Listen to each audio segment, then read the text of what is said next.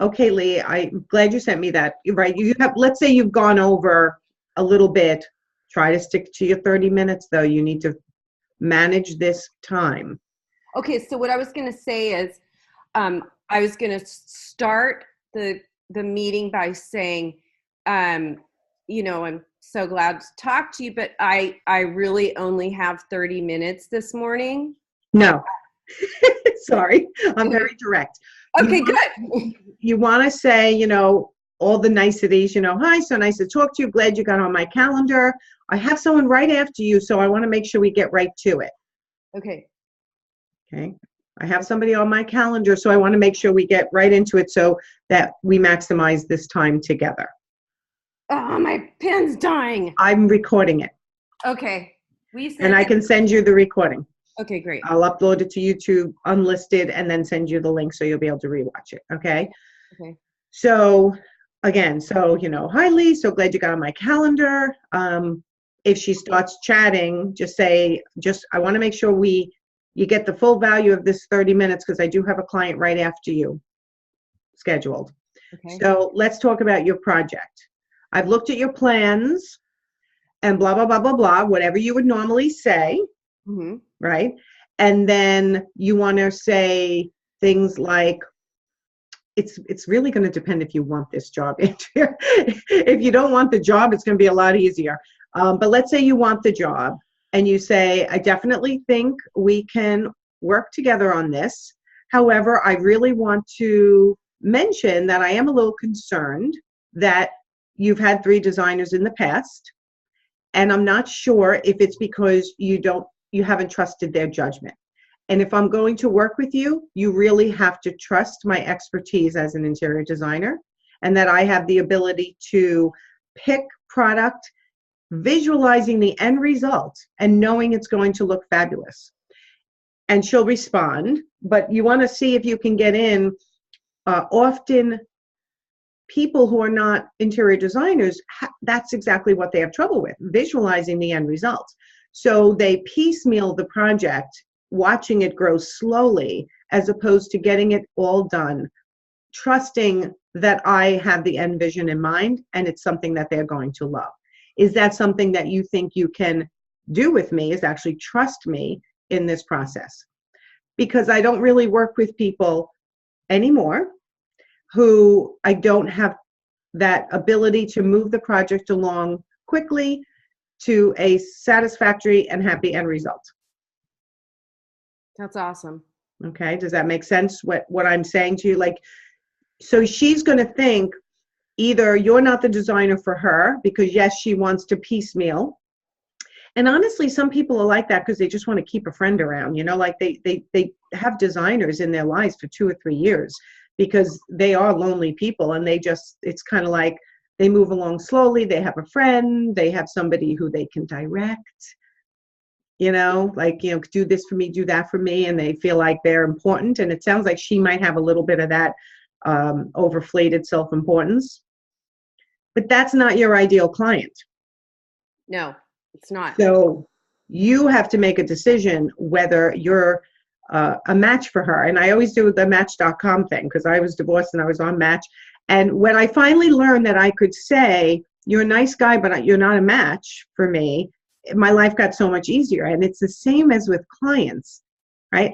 I can see the value of your project. I can see you're motivated to move forward. But unfortunately, I don't think we're a match in my business model with what you really want. Right? There's your dog. That's my dog. You got a bigger dog than I have. He sounds really mean, but he's a golden retriever. I used to have a black lab. I love them. So you have to feel confident and stand your own ground in your own leadership that if you really don't want this job, do not be bullied into taking it. Okay. Because you will regret it until it's over or have to end it short because it's taking up so much of your emotional energy. Now, do you know the answer already? Well, I mean, my creative brain knows what to do with her project and it looks really fun. Okay. I have that conflict of like, oh, I want to do that. I know what to do with that job. I looked like she sent me pictures and the plans and everything, and it's a no-brainer what to do with her project. I mean, she has no art, she has no accessories, she has no rugs. It's like, duh. I mean, okay, so minus the duh, that's exactly what you want to say to her. That's your confidence right there that just came out of your mouth. right. You want to say, without giving her specifics, because she's not paying you yet, when I looked at your plan, this is a no-brainer. You have no art, you have no this, you have no that, and I already know what I want to recommend to you based on your style, because I know you think my style is not yours. However, my job as an interior designer is to get to know my client's style, sometimes push them out of their comfort zone a little bit, knowing it's going to look fabulous in the end, which is my job, to take the burden off of your brain and know that you're going to love it in the end. So if you want to do this with me, then that's the way I operate. Not snotty, just matter of fact, business-like. I mean, part of me wants to really take her on, and because it's a challenge about how to manage somebody that's thorny. And nice word. yeah, and part of me, you know, somebody that has a strong personality and wants to control the situation. Like she's been a chair of my board, so that gives you an idea of the kind of person that she is. She's a bossy Betty, you know, and she wants to be in control. So it's good for me to take on somebody like that. It's good assertiveness training for me. Going to help you grow. Right, exactly. So I like that aspect of it, but I think, do I have the wherewithal? Is that really, you know, is that really the mountain I want to climb? You know, what's the expression? Is that the mountain is that the hill I want to die on? Or well, you won't die on it. You will abandon it if it gets too bad, and that's fine. But I think that it is a great lesson on how to lead within your area of expertise. Her area of expertise is the boardroom. right. Okay. Your area of expertise is interior design. And if you can turn her around and she can respect that, it's going to be a very beautiful relationship. So I'm that type. I'm the, president and board member lead. But when I know I'm not good at something, I'm happy to hand it over. The only time I will start getting bossier or try to grab it from somebody if I see that they're not efficient and that I feel a weakness there that I could do better. So for example, my house is up for sale. Real estate agent puts the flyer together. His lead picture, which is the big one, and all the little ones, right? The lead picture is of my showroom, which it's a house. No one's going to know what the hell that is. So when we didn't get a large, people coming in, I looked at the sheet and I said, switch it tonight by tomorrow because we're having another open house and we'll get more.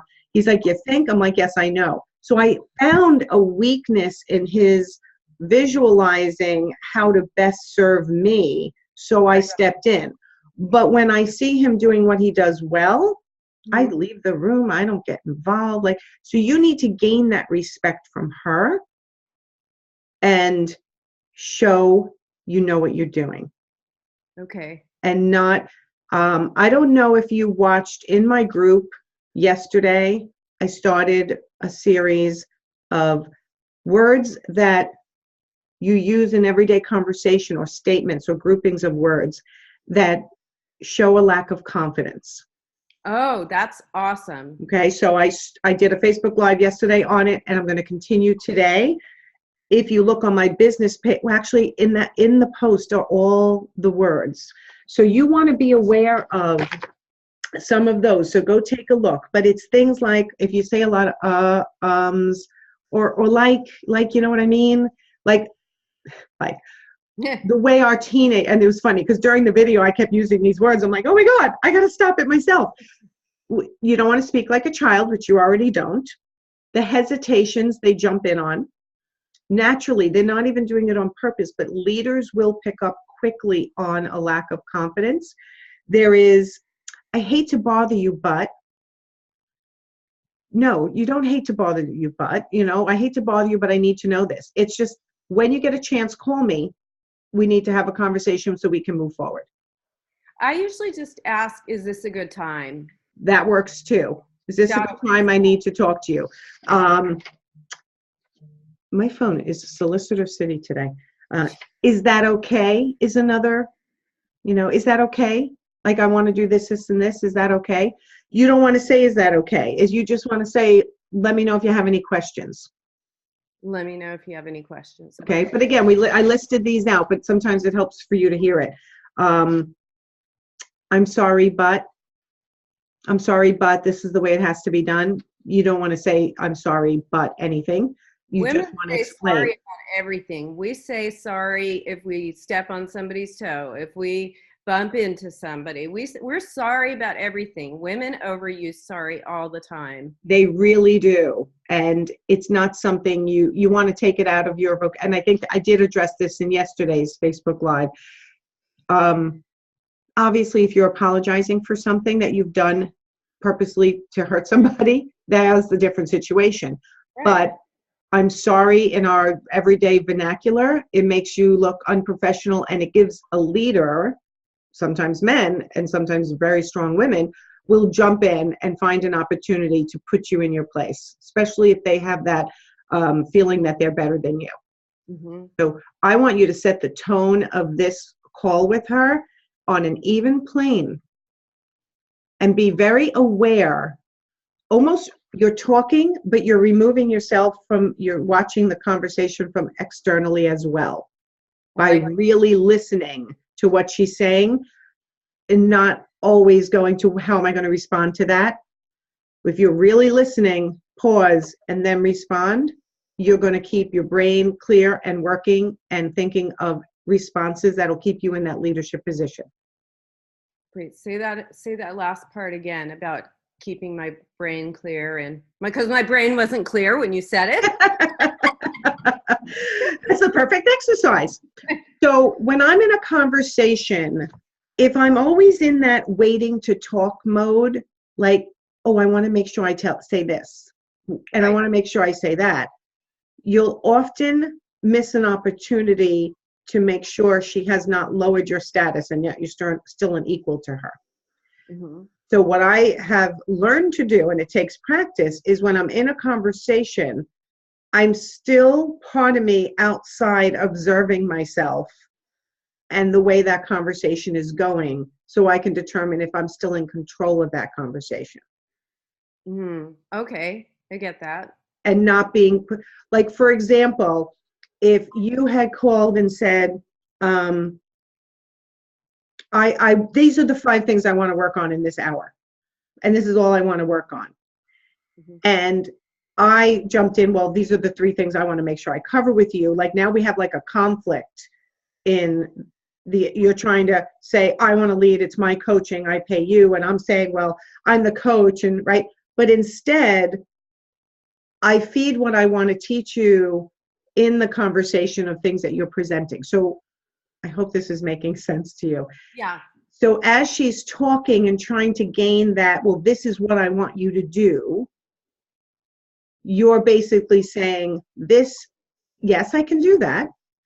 And this is how my process works for my clients who are very happy. If this is not the way you work, if this is not the way she wants to work, then you should walk away. Okay. Because she's going to try to manipulate your well-defined service model into what she wants you to be. And part of running a business is sticking your ground and only accepting people that like the way you work. That is exactly it. Is that if I do it in dribs and drabs, she's not going to wind up happy, and I am going to wind up running around like a chicken with my head cut off and not have time for my other clients. Correct. So, emotional drain of always trying to keep her in check. right. So here's what I'm proposing. How much is your initial consultation? $470. Well, I just kind of thought this is a way to gift her some time. So this Absolutely. After your 30 minutes, what would be after that? $475. For how long? An hour and a half. Okay, so that's an on-location $475. You do not waver from that ever with her, especially. Okay. Okay. Well, I know you and you are like, boy, can you do anything better for me? I'm really sorry, Lee. This is my pricing. And if I'm with you, I'm not working with another client and billing them. So if you'd like me to come, it's $475. And that gives you about 90 minutes. At the end of the 90 minutes, that's even if you want to go this far, at the end of the 90 minutes, we'll talk about your project as a whole. We'll set a target date for completion, and we'll decide if we want to move forward. And then if she says, well, how do you bill after that? Then you go into, you don't do just hourly, correct? No, I do flat fee. Okay. So then you would calculate your flat fee. And then purchasing management fee, on top of goods. Your purchasing management fee is how much? 35%. Good. Okay. She might be the type that, and how do you calculate your fee? Yes, it's design fee. I use that spreadsheet of Terry Taylor's. Right. Okay. Have you ever seen it? I have heard of it. I have not seen it. I'd love to see it. I can send it to you. Thank you. I have another client who uses that model as well, where it kind of brings in all your pricing, and then it's a flat fee to get them up to the point to their purchasing. Yeah, plus it gives you a 20% contingency on top of it. And I think it's pretty accurate. I find it to be pretty accurate. It comes out to somewhere about 18%. I found it comes out to about 18% of the budget. So that's good. Okay. I mean, I think that's pretty good, right? Yeah, I think that's good. So wait a minute, your net profit is 18%. No, that's your design fee. That's design fee. So you're getting the whole design fee. Right. And then, yeah, go ahead. So have you ever calculated hourly what that brings you to? Is it accurate with where you want to be hourly? So I calculate my internal rate at, I know this is bad, but. Already, I'm ready to go. I know. I see your face. Internal fee versus external fee. I don't get it, but okay. What's your internal fee? $100. Okay. Sorry, Nancy. Okay, bye, Nancy. Okay, so I have another client who has an assistant, and she's like, I bill myself out at $250 an hour. I bill her out at $125 an hour. I'm like, what? She said, well, that's what I was taught by another coach years ago. I said, yeah, you're not a huge architectural firm where you're too busy. Would they like to use your firm, but use a junior designer to handle soup to nuts with you having a weekly meeting with her to oversee, or him? She's doing work that you're assigning to her because you don't want to do it, or you're too busy to do it, or it's something you can delegate. She's like, well, yeah. So why are you charging less for her? Do they even know she's the one doing it half the time? She's like, not really. I'm like, so if you don't feel like sitting down at your desk and sourcing, and she's so good, she's been working with you for years, source for this client, that client's being billed at $125 versus $250. Yeah. I'm like, and then when you review, so I was like, you change that. You're a two-person show, you and your assistant, whatever you decide to give your assistant, your firm bills at $250 an hour. Internal, external, assistant or not. That is gaining her $120,000 in her business over a year. So, okay, so my external rate, which I just don't do hourly. I try not to ever bill hourly, okay. But I like on my contract, I say, if we go beyond the scope of work, it's billed at an hourly fee of $175, which I think for my market might even be low. I don't know. But and for your experience level. So do you think that I should be calculating at 175? What is your extra, when you say internal rate 100? Yeah. Your time is your time. It just freaks me out to present such large numbers. I mean, with your clients you're working with right now, do you think you would have lost any of them if you were billing at 175 across the board? Well, I'm going to tell you the truth. There's a little bug in my ear at all times, and that bug gets free design services. He happens to be married to a designer. He is my husband. So because he's never paid a dime for design services, he thinks that everything is expensive. And when I tell him, I'm going to charge $20,000 for, Mike's remodel, he's like, $20,000? He's never going to pay that. So that's his money story. So you're letting your husband's money story get into your psyche about running a business. Yeah, it kind of freaks me out. And I guess I just should not even talk to him about it. I mean, it's your husband. Of course, you're going to talk to him about it, but you also, this is about standing in your own power and knowing your business well enough. That's why I didn't ask you who in your life is telling you you're too expensive, even though I knew that was happening by somebody. It could be a parent, a friend, a sister, a brother. It could be a child or a husband. But I asked you, do you think you would have lost any of your current clients that are pending in your pipeline had you been charging on your spreadsheet calculation from Terry Taylor with a 175 rate? No, because I went and I presented that it was like 23,000 to that guy, Mike, and who happens to be my husband's partner. And he was like, I don't want to go through this whole contract. How much do you need to get the project started?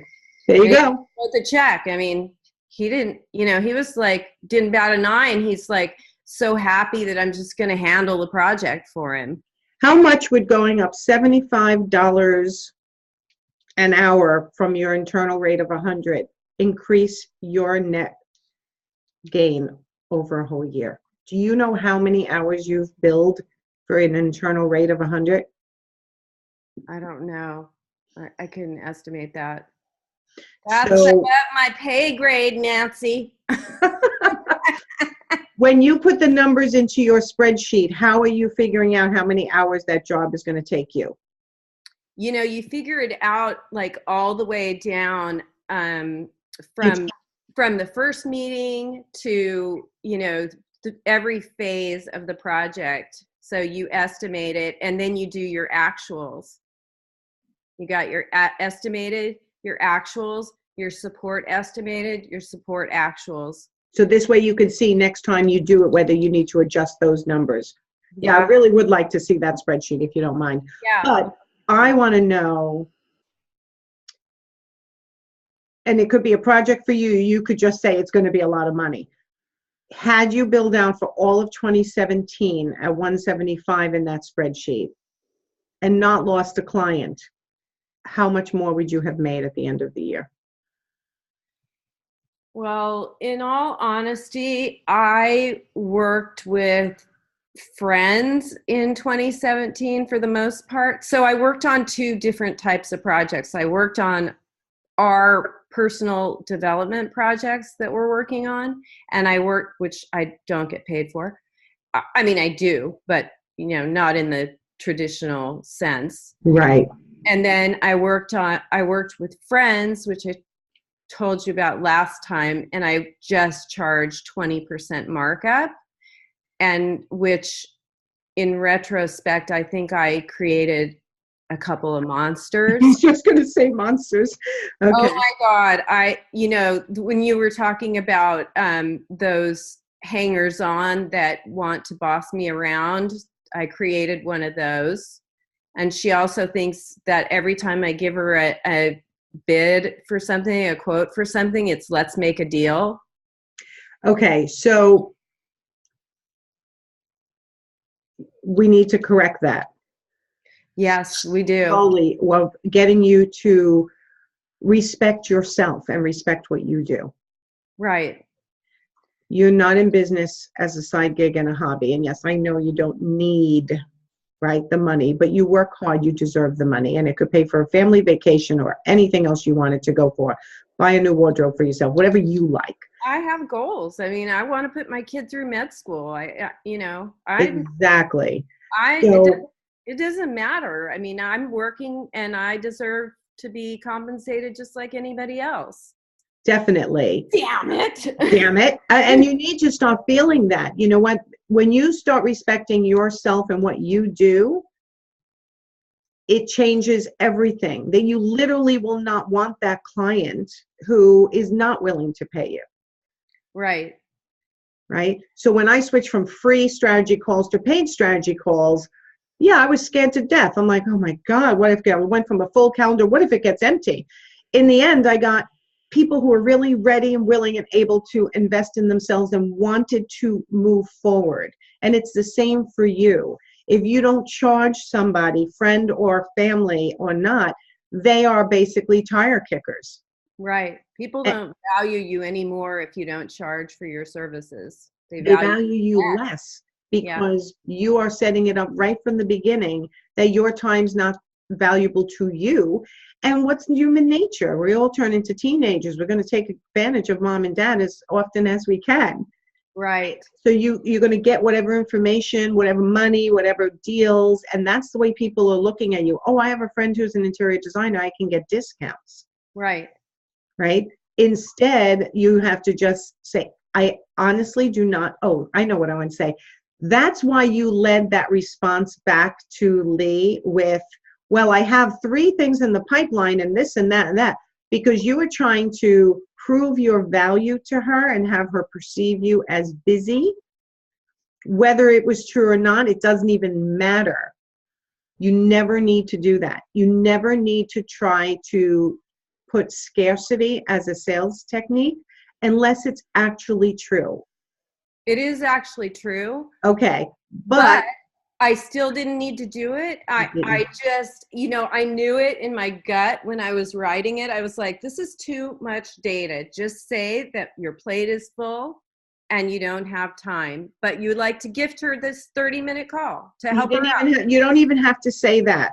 You literally could have said, hop on my calendar for a 30-minute call, and we'll see if we want to work together. Or, I'm happy to give you 30 minutes. Please hop on my calendar. You didn't need to say any of that other stuff. But I didn't need to say that I have a full plate. Why? Whether you have a full plate or not, are you going to take that job if you want it? Yeah.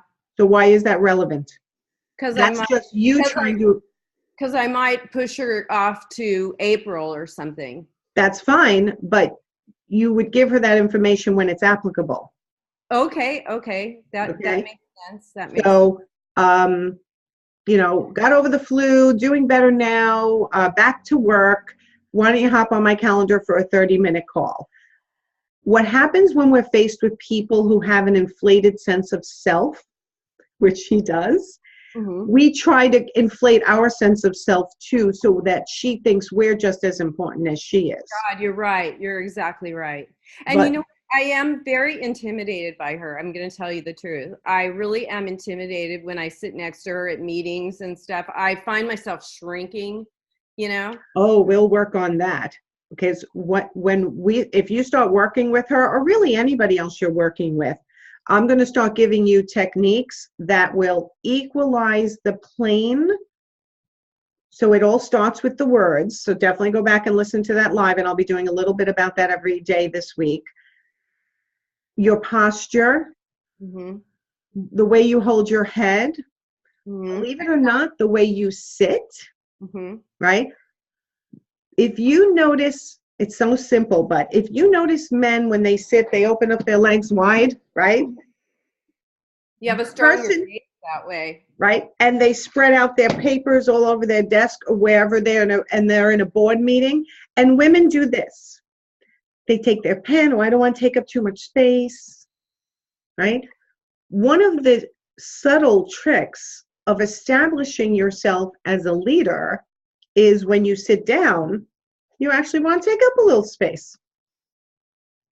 Shows you're confident. Like, this is my space. You're not doing it obnoxiously, but you're just, when you sit down, when I sit down, my computer goes at a board meeting, my computer goes here, my paper goes here, and everyone else has to sort of squish in a little bit. I'll go, well, let me give you more room. But I don't sit down and try to make myself small. So when you go into a client's home, is there somewhere we can sit and chat or make our little home base? Yes? Okay, great. You take out your bag, you take out your papers, you spread it out a little bit. When you sit and talk, you don't have to be demure. You want to actually be standing tall, sitting tall, looking them in the eye. So all these subtle tricks, there's tricks for everything. If you're talking to a really tall person and you're trying to equalize it, there's ways of equalizing that too. Sitting down, both of you. Well, most people are tall to me. Me too. I'm only 5'1.5". Really? Yeah, maybe 5'1". I'm 5'3". I feel like a giant. You're a giant. Yeah, one of my son is 4'11". So maybe that's part of it. I grew up in the banking world with all men, and I was a tiny female, tiny everywhere back then. And I had to always go, how do I equalize this ground? How do I not get intimidated by these men who are intimidating to me in my head, but I can't let it show? And now it's truly nothing's intimidating. Very few things are intimidating to me, because once you know that you're a smart woman and you know your job and you're good at it and you really stand in that power and you are sure that you don't want to work with anyone who's not going to respect that, it completely changes the way you present yourself. And even to your husband, no, probably not a good idea to give him the nitty-gritty of how you calculate things, because every detail you give somebody gives them an opening to put it down or to give their opinion. It doesn't have to be a negative. Because so if you said literally, well, this is how I calculate it. First I do this and first I do that. And da, da, da. When you're talking to me, yeah, because I am trying to make you more profitable. Right. But when you're talking to anyone else who's really never run a business like yours or doesn't have knowledge of other people who run businesses like yours, they don't really know what they're talking about, except that, shit, I would never pay that. Yeah, see, the difference between you giving me advice and him giving me advice is that he runs, well, first of all, his business is veterinary medicine, and he's got 2 clinics with over 100 employees.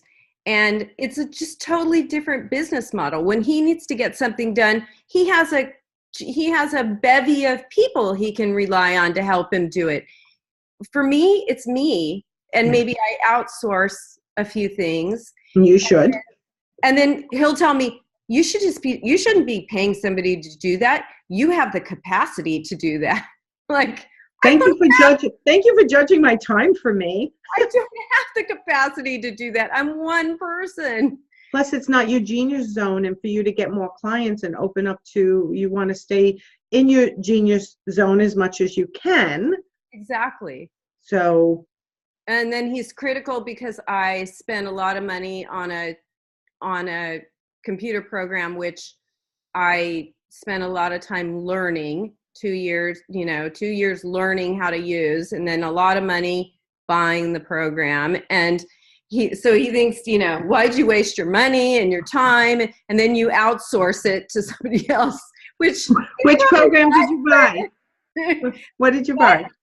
But you know what? That way, I can go out and get work, and I can work on the projects and be doing the thing that I really am good at. Yes. So I don't know. You have to remove his judgment from your business decisions. Right. And if it helps, what I did when I am divorced now, but it's not because of what we're talking about.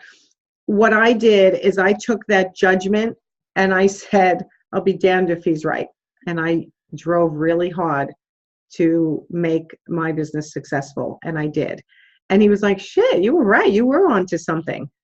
But I stopped sharing my insecurities about my each step in decision making because it wasn't helping. You know, they say the 5 people you surround yourself with the most are the ones that are going to either bring you up or bring you down or keep you flat.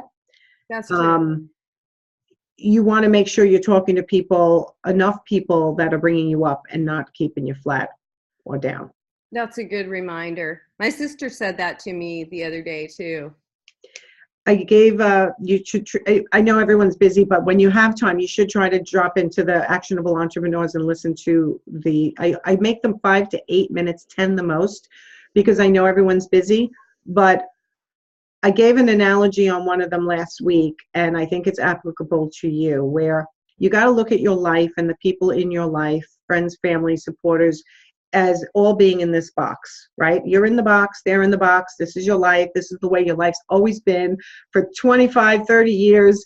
And now you picture a drain in the middle of the box and you start, like, what if you start falling down that drain? All those people in your box are going to pull you up and save you, right? They're not going to let you go down a drain. But at the same time, if you see something outside the box that you're trying to go for, if you want to achieve something and it's outside the box, your aspirations are going to go, you know what, I'm going to go for that. I'm going to check that out. And you start climbing out of the box. The same people who pulled you up from the drain to save your life are also the ones grabbing at your ankles and saying, come back down here. This is where we're safe. This is the box that we know. This is the you that we know. And when you start trying to change and grow and have a growth mindset and go for new things, whether they're a waste of money or not, it's what you want to try to achieve that next level. Those same people who are trying to save you are trying to pull you back because it's their safety zone. Mm-hmm. Right? That's a good analogy. Really good analogy. So as you try to climb and get better at things, sometimes the people who love you and they don't do it vindictively, they just do it because that's their safety zone. If he's used to you being insecure about your decisions and running them all by you, and suddenly you're not insecure and you're standing in your ground and your power and you don't need to run everything by him, it might make him uncomfortable. Mm-hmm. So you have to watch that dynamic as it changes, but you've got this. And you just have to say to him, I'm really working on bringing my business up to the next level, and I'm really happy with the path I'm taking. That's good. That is really good. So that will help you. You're not the only one. It's probably every single person I work with, and I had it in my life too. I still have it with some people in my life. I now recognize it in them, though. I mean, one of my sisters, I put out my website. I loved my website. One sister's like, oh my God, it's awesome. And I said, you're allowed to be critical, point out things. The other one didn't respond. I'm like, all right, that means she didn't like it. But she had her own issues. She's a writer. So some of the word structure. So from her perspective, she would never put something out like that. But that is part of the reason why my sister has never had a successful business, because she can never put something out that's not perfect. Oh. Okay, so your husband, in the way he runs his business, he's applying his mind, the way he operates, to your business. And you said it best. It's not applicable. It's a completely different business, and you're completely different personalities. Exactly. Yeah. It's so true. But I mean, I want to make my business a success because I feel like this is my time. Oh, absolutely. And you're doing it, but you're going to do it in your way. Right. And you're going to be tipping your toe in to standing in your leadership and standing in your power and looking more confident and sounding more confident and feeling more confident. Right. And it's going to happen over time. But I love the fact that you're already recognizing like this woman's intimidating to you, and how are you going to equalize that? Did you ever, do you know anything about the power pose? Yes. It Yes. works. It does? 100%.